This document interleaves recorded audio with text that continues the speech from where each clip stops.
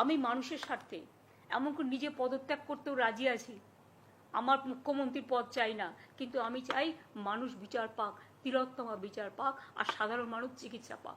প্রথম কথা বলবো যে মমতা বন্দ্যোপাধ্যায় একজন মিথ্যেবাদী, এবং তিনি যে একই মুখে বারংবার বিভিন্ন কথা বলেন, এটা এর আগেও আমরা দেখেছি। দিতে পারি বা দেব এই ধরনের কথার চেয়ে নিজে প্রমাণ করে দেখাক। মুখ্যমন্ত্রীর পদত্যাগ দাবি এক, দফা এক, মুখ্যমন্ত্রীর পদত্যাগ। এটা শুধুমাত্র আমাদের কথা নয়, পশ্চিমবঙ্গের সুশীল সমাজ থেকে শুরু করে, ডাক্তার থেকে শুরু করে, স্কুলের ছাত্রী থেকে শুরু করে প্রত্যেকটা মহিলা যারা কোনোদিনও কখনো কোনো রাজনৈতিক সংগঠনের সঙ্গে যুক্ত ছিলেন না, প্রত্যেকে পথে নেমে একই কিন্তু দাবি জানিয়েছে যে দফা এক, দাবি এক, মুখ্যমন্ত্রীর পদত্যাগ।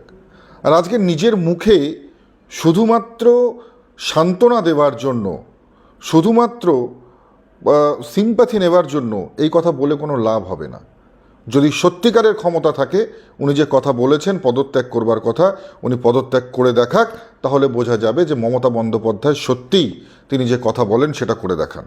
আজকে আমরা দেখতে পাচ্ছি, যখন সমগ্র বাংলা উত্তাল হয়ে গেছে, যখন সমগ্র বাংলা চাইছে যে এখানে আবার ল অ্যান্ড অর্ডার স্থাপিত হোক, যখন সারা পশ্চিমবঙ্গের মানুষ চাইছে যেভাবে এখানে গণতন্ত্র ভুলুণ্ঠিত হয়েছে সেটা আবার সেই সঠিক পরিবেশ ফিরে আসুক, মায়েদের সম্মান ফিরে আসুক, মেয়েদের সুরক্ষা এখানে সুনিশ্চিত হোক, সেই সময় দাঁড়িয়ে মমতা বন্দ্যোপাধ্যায়ের এই কথা, আমি বলবো যে শুধুমাত্র কথার কথা নয়, তিনি প্রমাণ করে দেখান।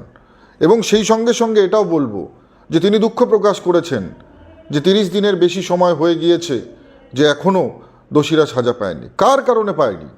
মমতা বন্দ্যোপাধ্যায় প্রশ্রয় দিয়েছে।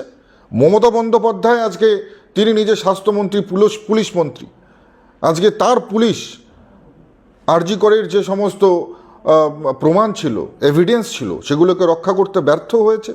14 তারিখ রাতে তৃণমূল কংগ্রেসের অ্যান্টি সোশ্যাল এলিমেন্টসরাই সেখানে ঢুকে সমস্ত এভিডেন্সকে নষ্ট করে। এবং পাশাপাশি এই যে দাবি সাধারণ মানুষ উঠিয়েছিল, যে দোষীদের শাস্তির দাবি, সেই দাবি কিন্তু মানুষের কণ্ঠরোধ করবার কাজ করে। আমরা দেখেছি বিভিন্ন জায়গায় আন্দোলন হয়েছে, সেখানে পুলিশ লাঠিচার্জ করেছে, ছাত্রদের উপর, ছাত্র সংগঠনের উপর লাঠিচার্জ করা হয়েছে। পাশাপাশি বিভিন্ন জায়গায় ডিএম অফিসে ডেপুটেশন দেয়াকে কেন্দ্র করে আমরা দেখেছি সেখানেও কিন্তু পুলিশ ওয়াটার ক্যানন চালিয়েছে, লাঠি চার্জ করেছে, টিয়ার গ্যাস ছুঁড়েছে। অর্থাৎ স্পষ্ট, যারা আন্দোলন করছে তাদের কণ্ঠরোধ করো। আর আজকের যে এই জুনিয়র ডাক্তারদের সঙ্গে বৈঠক, আমি বলবো শুধুমাত্র চোখে ধুলো দেওয়ার জন্য, মমতা বন্দ্যোপাধ্যায় যে কাজটা খুব ভালো পারে, চোখে ধুলো দেওয়ার জন্য, সাধারণ মানুষের মধ্যে একটা সিম্প্যাথি ক্রিয়েট করবার জন্য আজকের এই মিটিং। এবং সর্বোপরি আজকে যখন সুপ্রিম কোর্টে কেস চলছে, যখন সুপ্রিম কোর্টে আমরা দেখছি যে একদিকে সিবিআই সওয়াল করছে যে যাতে দোষীরা শাস্তি পায় সেই জন্য, আর পাশাপাশি আমরা দেখছি যে দোষীদের হয়ে কারা দাঁড়াচ্ছে। অর্থাৎ দোষীদের হয়ে আমরা যখন দেখছি 21 জনের প্যানেল, আর সেই প্যানেলে কপিল সিব্বাল থেকে শুরু করে 21 জন তাবর সুপ্রিম কোর্টের লয়ার যখন সেখানে তারা যখন স্টেটের হয়ে দাঁড়াচ্ছে, এই রাজ্যপক্ষের হয়ে দাঁড়াচ্ছে, তার মানে কি? একদিকে তিনি বলছেন নির্যাতিতার যারা দোষী তাদের শাস্তি হোক, আর একদিকে নির্যাতিতার দোষীরা যাতে শাস্তি না পায় সেই জন্য সুপ্রিম কোর্টে 21 জনের প্যানেল তৈরি করে কোটি কোটি টাকা সেখানে ব্যয় করছে, যেটা আপনার আমার ট্যাক্সের টাকা। আজকে সেই জায়গাটা থেকেই আমাদের প্রশ্ন যে যদি মমতা বন্দ্যোপাধ্যায় সত্যিই চায় দোষীদের শাস্তি হোক, তাহলে কেন 21 জনের সুপ্রিম কোর্টে লয়ারদের প্যানেল তৈরি করলেন?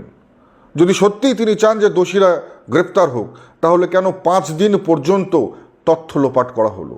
যদি সত্যিই তিনি চাইতেন যে দোষীদের শাস্তি হোক, তাহলে কি কারণে আমরা দেখেছি যে পিডব্লিউডিকে অর্ডার করে সেখানে তড়িঘড়ি যে ঘরে এই ঘটনা ঘটেছে সেই ঘরের দেয়াল ভেঙে দেওয়া হলো, সেই ঘরে সেই ডেড বডি পাওয়া গিয়েছিল সেই ঘরের মেঝে অ্যাসিড দিয়ে পরিষ্কার করা হলো? কি কারণে? কি এমন কারণ ছিল যে সূর্যাস্ত হওয়ার পরেও পোস্টমর্টম করতে হলো? এই প্রশ্নগুলো সাধারণ মানুষের মনে জাগছে। আর তারপরে আজকের দিনে দাঁড়িয়ে তিনি যখন বলছে যে আমি মুখ্যমন্ত্রীর চেয়ার চাই না, মুখ্যমন্ত্রীর চেয়ার থেকে আমি সরে যেতে পারি, পদত্যাগ করতে পারি, বলছেন কেন? প্রমাণ করে দেখান, কাজে করে দেখান, তাহলে বুঝতে পারবো যে আপনি সত্যি কথা বলেন। মমতা বন্দ্যোপাধ্যায় চেয়ারের জন্য এতটাই লোভী যে তিনি বাংলার সর্বনাশ হয়ে গেলেও, বাংলায় একের পর এক এই ধর্ষণের মতন ঘটনা হয়ে গেল, বাংলায় মায়েদের সম্মান নিয়ে ছিনিমিনি খেলা হলেও অন্তত পক্ষে এনার মতন যে ব্যক্তি কখনো চেয়ার ছাড়বেন না, কারণ ওনার মধ্যে চেয়ারের লোভটা অনেক বেশি। চেয়ারের লোভ বেশি বলেই তো মানুষের মধ্যে বিভ্রান্তি ছড়াবার জন্য, সিম্প্যাথি ক্রিয়েট করার জন্য আজকে এই ধরনের লোক দেখানো মিটিং। আমি বলবো শুধু কথায় নয়, কাজে প্রমাণ করে দেখান। শুধু মুখে বলে পদত্যাগ করব বলে নয়, পদত্যাগ করে তবে প্রমাণ করুন যে আপনি মমতা বন্দ্যোপাধ্যায় সত্যবাদী।